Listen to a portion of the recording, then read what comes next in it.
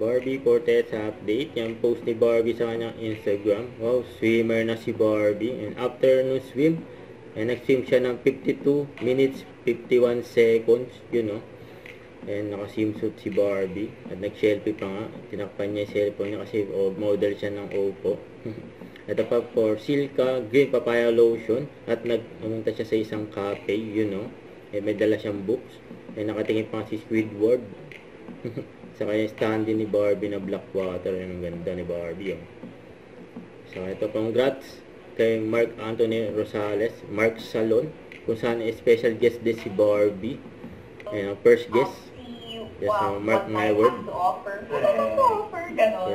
So, parang ngayon, medyo malayo pa. So, parang nandun ka sa settling down. Ano ka pa lang, you are starting pa lang to process everything and what would be the next Di ba? Oo. Twin Hearts.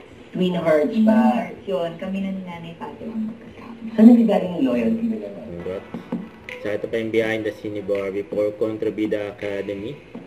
Day 6, 7, 8. Nasa post ni Derek Chris Martinez. Kasama rin iba pang cast. Siyempre, bida na si Barbie.